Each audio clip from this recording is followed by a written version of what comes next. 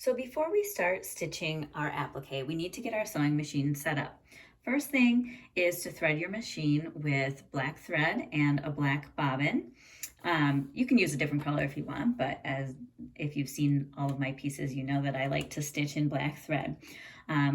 After we've threaded our machine, we're not quite ready to start stitching yet though.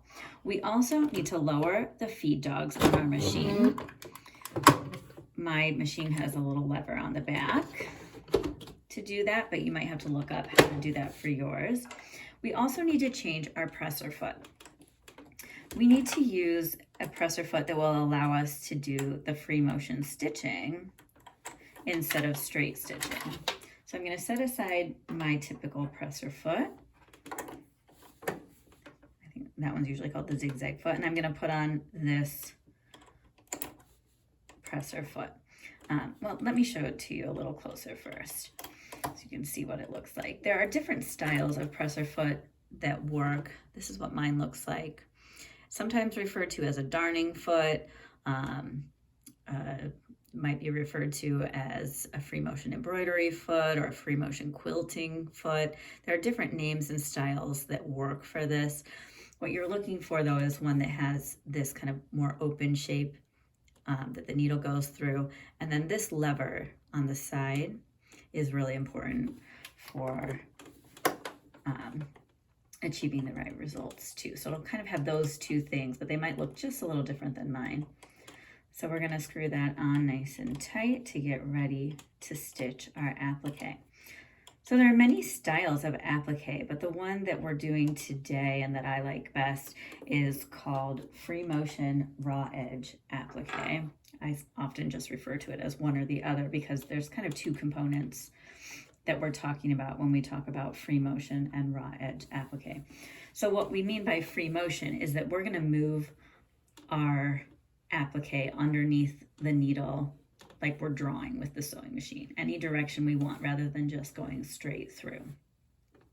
Raw edge refers to how we've treated the edge of the applique pieces. We have not turned them under or finished them in any way. They're just cut out.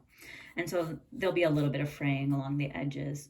The fusible adhesive on the back kind of helps mitigate some of that fraying though. Okay, so once you have your sewing machine set up, we are ready to stitch our applique, which is my favorite part of the process.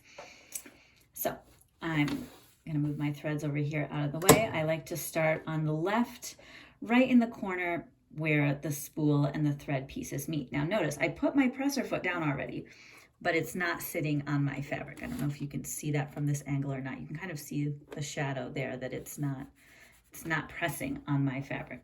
That's what we want, so that we can move our fabric any which way we want. So I'm just gonna start out at a nice medium speed.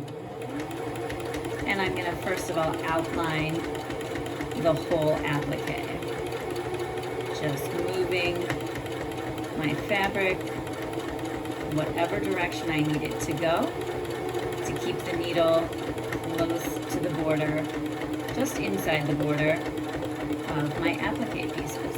It can be a little tricky on a small background like this, but I actually find it less tricky than some big bulky pieces. So we're gonna go around a second time. You may have noticed that I already started my second round. I like to do 2 outlines just to give it that sort of sketched look and to make sure, you know, like if you go off the edge in a little spot, which still happens to me after many, many projects doing this. And then I'm gonna stop kind of right where I started, and I'm gonna start creating the thread lines on my spool. This is my favorite part for this particular project because it really feels like you're drawing. So I'm not even gonna clip my threads, I'm just gonna keep going. You can do it all in one pass. We're gonna start close to the edge and we're gonna zigzag back and forth.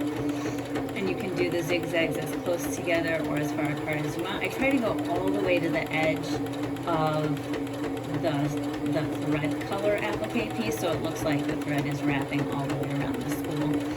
So you're going to go just a little past the stitching outline that you did. And you zigzag however close or far apart you want.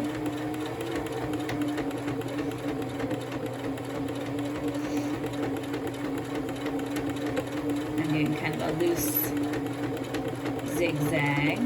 I've done some with much closer lines together. Either way works. Once I get to the bottom, I'm going to crisscross a little bit and come back up to the top to do some more stitching, give it just a little bit more texture.